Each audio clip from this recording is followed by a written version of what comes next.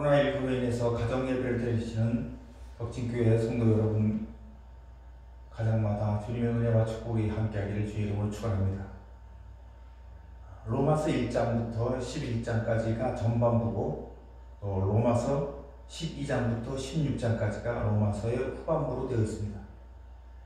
전반부는 교리를 다루었고, 후반부에서는 그 교리를 바탕으로 한 적용을 하고 있는데, 삶과 윤리 부분을 다루고 있습니다. 만화 로마서라고 하는 책이 있는데, 그 만화 로마서 책에 보면은 로마서 전반부는 우리가 믿어야 할 것을 다루고 있고, 후반부는 우리가 행동해야 할 것을 다루고 있다라고 했습니다. 그리고 또 이런 표현도 했습니다. 교리는 하나님이 우리를 위해 행동하신 것에 대한 내용이고, 윤리는 우리가 하나님께 대해 행동해야 할 내용이다.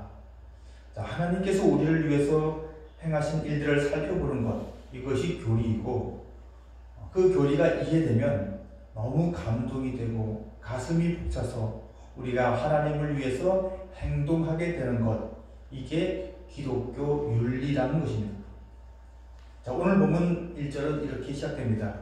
그러므로 형제들아, 우리가 하나님의 모든 자비하심으로 너희를 권하노니 너희 몸을 하나님이 기뻐하시는 거룩한 산 제물로 드리라. 이는 너희가 드릴 영적 예배니라. 흔히 로마서 12장 1절 2절을 나머지 이제 12장부터 16장까지 나오는 그 윤리 실천 부분의 전체를 요약한 말씀이라고 합니다. 자, 그래서 로마서 12장 1절 2절에 나오는 단어 하나하나, 문장 하나하나가 굉장히 중요한데, 오늘 본문을 보니까 그 첫 문장, 첫 단어가 그러므로라고 시작하고 있습니다. 그러므로라는 말은 접속사입니다. 그러므로 교회와 윤리를 연결하는, 교리와 윤리를 연결하는 접속사, 이것이 오늘 그러므로라는 말입니다. 여기 나오는 그러므로라고 하는 접속사 앞에 나와 있는 그 1장부터 11장까지 전체를 다 아우르는 차원에서 그러므로라는 것입니다. 하나님께서 우리를 구원해 주시기 위해서 어떤 일을 행하셨는지 이제 너희가 다 알게 된 것이 아니냐. 하나님이 너희를 구원해 주시려고 어떤 은혜를 베풀어 주셨는지 너희가 다 알면, 그러므로 너희들은 이런 삶을 살아야 한다. 자, 그러니까 이것이 전반부와 후반부를 이어주는 접속사, 또 이어주는 사다리 같은 차원에서 그러므로라는 것입니다. 따라서 그러므로라고 하는 말은 두 가지 균형을 가지고 우리가 읽어야 할 것입니다. 첫째로는 로마서 전반부인 11장까지에서만 머물러서는 안 된다는 것입니다. 11장까지에만 머물러 있지 말고 그러므로라는 사다리를 타고 12장으로 건너가야 합니다. 로마서 전반부는 우리가 믿어야 할 것에 대해서 다루고 있고, 후반부는 행동해야 될 것을 다루고 있다고 말씀드렸습니다. 자, 그런데 믿는 많은 사람들의 문제가 뭡니까? 11장에서 12장으로 넘어가지를 않는 것입니다. 그래서 교리에는 능통한데, 심지어는 그 교리를 가지고 막 싸우기도 하고 따지기도 하는데 삶이 따라주지 않는 것입니다. 왜 그렇습니까? 그러므로라고 하는 사다리를 타고 12장으로 넘어가지 않아서 그런 것이 아닐까요? 11장에서 본 것처럼 하나님께서 우리에게 행하신 일에 대한 감격이 있다면, 그러므로 형제들아, 이 사다리를 타고 빨리 우리가 하나님께 무엇을 해드려야 할지 생각해야 할 줄로 믿습니다. 하나님께서 우리를 위해 행하신 것을 알았으면 이제 내가 하나님께 어떻게 해드려야 할지를 생각해야 한다는 것입니다. 따라서 그러므로는 11장까지 행하신 하나님의 은혜에 대한 우리의 반응입니다. 구원받은 그리스도인들의 삶은 하나님의 은혜에 대한 반응의 삶이어야 합니다. 그리스도인에게 윤리가 요청되고 도덕이 요청되는 이유는 먼저 우리를 위해서 행하신 하나님의 구원행위, 다시 말해서 은혜가 있었기 때문입니다. 교육 전문가 토니 와그너가 이노베이션의 탄생이라고 하는 책에서 이렇게 말했습니다. 세상은 당신이 무엇을 알고 있는지 관심이 없다. 오로지 당신이 아는 것으로 뭘 할 수 있는지가 중요하다. 자, 이 말이 우리가 그러므로라고 하는 사다리를 타고 도덕적이고 윤리적인 삶을 구현해내야 한다고 하는 말의 핵심이 아닐까요? 세상은 당신이 무엇을 알고 있는지에 관심이 없다. 오로지 당신이 아는 것으로 뭘 할 수 있는지가 중요하다. 세상은 우리가 뭘 믿는지에 사실 관심이 없습니다. 어떻게 사는지, 어떻게 행동하는지에 관심이 있는 것입니다. 그러니 로마서 11장에서 머물지 말고 12장으로 건너가서 우리 삶이 윤리적으로 도덕적으로 깨끗하고 거룩함으로 바뀌어야 할 줄로 믿습니다. 여러분, 여전히 11장에 갇혀있는 분은 없습니까? 교회가 세상으로부터 욕을 먹는다면 바로 이것 때문이 아니겠습니까? 믿는데, 믿습니다 라고 강한 신앙의 표현을 하는데 삶이 없습니다. 우리가 로마서 1장에서부터 11장까지 이어지는 이 주옥같은 구원의 교리를 깨달았다면 그 깨달음이 가슴으로 내려와야 합니다. 손과 발로 전해져야 합니다. 머리에만 머물고 있는 교리는 너무나 무기력한 것입니다. 지난 수요일에 사도 바울이 돌에 맞아 거의 죽게 되었다가 다시 일어나서 그 성으로 다시 들어갔던 내용을 살펴보았습니다. 이 사건이 루스트라라고 하는 곳에서 있었는데 바울이 루스트라에서 복음을 전할 때 비시디아 안디옥과 이고니온에서 달려온 그 유대인들이 루스트라 사람들을 선동해서 바울을 돌로 쳤습니다. 그냥 대충 친 것이 아닙니다. 죽을 때까지 쳤습니다. 쓰러진 바울이 미동도 하지 않자 죽은 줄 알고 바울을 질질 끌고 성 밖에 내다가 버렸습니다. 그런데 바울이 다시 일어났습니다. 사도행전 14장 19절 20절에 나오는데 한번 읽어드리겠습니다. 유대인들이 안디옥과 이고니온에서 와서 무리를 충동하니 그들이 돌로 바울을 쳐서 죽은 줄로 알고 시외로 끌어내치니라. 제자들이 둘렀을 때에 바울이 일어나 그 성에 들어갔다가 이튿날 바나바와 함께 더베로 가서 아멘. 여기서 일어났다라는 말이 아니스테미 이 말인데 이것이 명사형으로 하면 부활이라고 하는 말로 번역될 수 있습니다. 자, 그러니까 여기서 바울이 죽었다가 다시 살아났다는 말입니다. 자, 그런데 그렇게 다시 살아나서 바울이 했던 행동이 무엇입니까? 제자들이 둘렀을 때에 바울이 일어나 그 성에 들어갔다가 어디로 갔습니까? 그 성으로 들어갔습니다. 그 성은 방금 비시디아 안디옥과 이고니온에서 원정 와서 루스트라 사람들을 충동질하고 그들과 함께 바울을 돌로 친 곳입니다. 자, 다시 일어났을 때 바울은 피투성이었을 것입니다. 온몸에 상한 데가 하나도 없었을 것입니다. 아직 그 성에는 비시디아 안디옥과 이고니온에서 원정 온 유대인들이 떠나지 않고 있었을 것입니다. 무섭지 않았을까요? 그들이 믿지 않았을까요? 다시는 그들의 얼굴도 보기 싫지 않았을까요? 그런데 왜 자기를 죽기까지 돌로 친 그 사람들이 있는 그 성으로 다시 들어갔을까요? 믿음이 있었기 때문입니다. 자기를 구원하신 주님을 사랑했기 때문입니다. 자기 용기를 자랑하려고 그 성으로 다시 들어간 것이 아니고 자기를 사랑하여 구원해 주신 주님의 은혜에 대한 감사와 감격이 있었기 때문에 다시 그 성으로 들어갈 수가 있었던 것입니다. 이것뿐만이 아닙니다. 사도행전 14장 21절 22절에 보면 이렇게 기록하고 있습니다. 복음을 그 성에 전하여 많은 사람을 제자로 삼고 루스트라와 이고니온과 안디옥으로 돌아가서 제자들의 마음을 굳게 하여 이 믿음에 머물러 있으라 권하고. 자, 그 후 바울이 더베로 갔다가 이 더베가 바울의 1차 전도 여행의 종착지였습니다. 이제 돌아가는데 다른 길로 갈 수 있지 않습니까?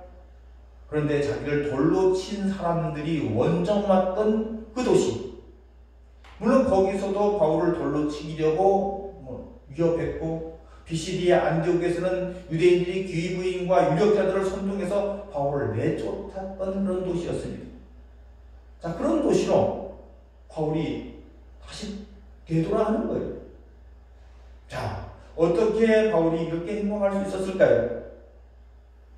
믿음이 있었기 때문입니다. 자신을 구원하신 주님의 은혜에 대한 감격과 감사가 있었기 때문입니다. 바울은 나중에 디모데에게 편지를 쓰면서 이렇게 말합니다. 디모데전서 1장 15절입니다. 미쁘다 모든 사람을 받을 만한 이 말이여 그리스도 예수께서 죄인을 구원하시려고 세상에 임하셨도다 하였도다. 죄인 중에 내가 괴수니라. 죄인 중에 내가 괴수라. 이게 무슨 말입니까? 이게 주님의 은혜를 가장 많이 받았다는 고백이 아닙니까? 주님의 사랑을 내가 가장 많이 받은 사람이다. 이 말이 아닙니까? 그래서 로마서 8장 38절 이하에서 이렇게 고백합니다. 누가 우리를 그리스도의 사랑에서 끊으리요? 환난이나 곤고나 박해나 기근이나 적신이나 위험이나 칼이랴. 내가 확신하노니 사망이나 생명이나 천사들이나 권세자들이나 현재일이나 장래일이나 능력이나 높음이나 깊음이나 다른 어떤 피조물이라도 우리를 우리 주 그리스도 예수 안에 있는 하나님의 사랑에서 끊을 수 없느니라. 아멘. 주님의 사랑을 많이 깨닫고 알면 알수록 결국 나도 주님을 사랑할 수밖에 없습니다. 그러니까 주님의 사랑을 많이 받은 사람이 주님을 더 많이 사랑하게 되고 더 많이 그 사랑에 보답하려고 하는 것입니다. 자, 이게 바로 그러므로라고 하는 사다리인 것입니다. 그러므로라는 사다리를 타고 거룩한 삶으로 발걸음을 옮기는 저와 여러분이 되기를 주의 이름으로 축원합니다. 야고보 사도는 이렇게 강조했습니다. 야고보서 2장 17절입니다. 이와 같이 행함이 없는 믿음은 그 자체가 죽은 것이라. 그러므로라고 하는 사다리를 타고 넘어가지 않는, 실천되지 않는 그 믿음은 죽은 거라는 겁니다. 머리로만 그 교리를 가둬두면 11장까지만 우리가 지적인 탐구로만 하나님의 그 구원의 말씀을 받으면 그건 죽은 믿음이라는 겁니다. 아무리 동의한다 해도 소용이 없다는 거예요. 자, 2장 26절에서 또 반복해서 야고보 사도가 이렇게 말합니다. 영혼 없는 몸이 죽은 것 같이 행함이 없는 믿음은 죽은 것입니다. 심지어 야고보서 2장 20절입니다. 아하 허탄한 사람아 행함이 없는 믿음이 헛것인 줄을 알고자 하냐. 행함이 없는 믿음은 헛것이라는 거예요. 여러분, 이제 우리는 11장에만 머무르는 것이 아니라 12장으로 건너간 사람으로서 가정에서 또 직장에서 학교에서 그러므로 형제들아 이 엄청난 하나님의 구원의 비밀을 알게 된 우리가 이제 어떤 삶을 살아내야 할 것인가 기대감을 가지고 12장을 읽어나갈 수 있기를 주의 이름으로 축원합니다. 자, 두 번째로 그러므로라는 것과 관련해서 우리가 잊어서는 안 되는 것이 역시 교리의 중요성입니다. 신앙생활은 선복음 후 생활입니다. 신앙생활의 원리는 선복음 후 생활이라는 거예요. 로마서의 구조가 그렇게 되어 있지 않습니까? 여러분 중에 나는 그래도 정직하고 나는 올바르고 나는 바르게 사는 사람이야 라고 생각한다면 나는 로마서 11장에만 머무는 게 아니라 이미 12장으로 건너와 있다. 이런 자부심을 갖고 계신 분이 있다면 뭘 점검해야 되는지 아십니까? 그것은 내가 이런 도덕적이고 윤리적인 삶을 살아내는 내 행위의 근거가 어디에서 기인하는지를 물어봐야 합니다. 여러분의 깨끗하고 거룩하고 정직한 삶의 그 모든 행동의 근거가 선복음에 있습니까? 예수 그리스도로 인해서 구원받은 그 기쁨과 그 감격의 결과로 그렇게 사는 겁니까? 아니면 그냥 내 노력으로 그렇게 사는 겁니까? 만약에 후자라면 곧바로 바리새인으로 전락하는 것입니다. 예수님과는 아무 상관없는 행위를 하고 있는 겁니다. 예수님과 아무 상관없는 삶이 되는 것입니다. 예수님은 바리새인들을 더 싫어하십니다. 선복음이 없는데 자기 행위만 자랑하면 바로 거기에 필연적으로 공로의식이 따라오기 때문에 다른 사람을 없이 여기고 우월의식을 갖게 되어 있습니다. 나는 이런 그럴듯한 사람이야. 나는 이렇게 멋진 사람이야. 나는 썩 괜찮은 사람이야. 이런 생각을 가지고 그렇지 못한 사람을 무시하고 심지어 학대하고 차별한다는 겁니다. 그러므로 우리는 자꾸 물어봐야 합니다. 선복음. 예수 그리스도의 십자가의 은혜에 대한 감격에서 나오는 선함인가? 자, 로마에서 교리를 다루는 전반부가 전체 로마서의 3분의 2를 차지하고 있습니다. 그래서 스톰스라고 하는 분은 이런 말을 합니다. 내가 공로가 있어서 내 마음대로 얻을 수 있는 것은 은혜가 아니고 나에게 공로가 없다고 해서 잃어버릴 수 없는 것이 은혜다. 그러니까 은혜가 뭡니까? 은혜는 내게서 나오는 것이 아닙니다. 은혜는 말 그대로 선물인 겁니다. 주어지는 겁니다. 그레이엄 메인첸도 이런 비슷한 말을 했습니다. 무엇보다도 먼저 내가 필요한 것은 권면이 아니라 복음이며 나 자신을 구원하기 위한 어떤 지침이 아니라 하나님께서 나를 어떻게 구원하셨는지에 대한 지식이다. 권면으로, 지침으로 이런 것으로서 유지될 수 있는 인생이 아니라는 거예요. 나를 구원하기 위하여 하나님께서 행하셨던 그 수많은 은혜에 대한 감격, 그 감격이 용솟음 친다면 그러므로 형제들아 그러면서 우리의 삶에 변화가 자연스럽게 일어난다는 겁니다. 그래서 이 균형이 굉장히 중요합니다. 존 스토스 목사님의 설교집에 보면 핸들이 모울 주교의 말을 인용했는데 이렇습니다. 경건하지 못한 신학과 신학적이지 않은 경건 둘 다 똑같이 주의해야 합니다. 죄성을 가진 우리들은 치우칩니다. 신학을 많이 알면 경건하지 않아서 교만해지고 경건한다고 하는데 신학적인 바탕이 하나도 없어요. 그래서는 안 된다는 것입니다. 이 둘이 잘 조화를 이루어야 된다는 것입니다. 이것이 그러므로라고 하는 접속사를 통해서 우리가 찾을 수 있는 메시지인 것입니다. 마지막으로 좀 우습지만 씁쓸한 이야기 하나를 전하는 것으로 설교를 마치겠습니다. 어느 어머니가 큰딸 결혼식에 참석했습니다. 혼주로서 앉아 있었겠죠? 그런데 그 집에 누뚱이가 있었습니다. 막내가 유치원을 다니고 있었어요. 그 누뚱이 딸이 엄마에게 묻습니다. 엄마, 언니 어디 가는 거야? 그러니까 이 엄마가 시집 가는 거야. 시집 가는 게 뭔데? 자, 그러니까 이 어머니가 이렇게 말했습니다. 시집이란 저기 서 있는 신랑하고 특별하게 사랑하고 위하면서 아주 행복해지는 것이란다. 그랬어요. 자, 그랬더니까 이 막내가 뭐라고 말하는지 아십니까? 아, 그러니까 엄마는 아직 시집 못 간 거구나. 그랬다는 거예요. 좀 우스운 얘기지만 뒷끝이 너무 씁쓸합니다. 이게 실제인 경우가 너무 많으니까. 이게 실제인 가정들이 너무 많으니까. 자, 그 엄마는 가정에 대한 정의를 꿰뚫고 있잖아요. 다 알고 있잖아요.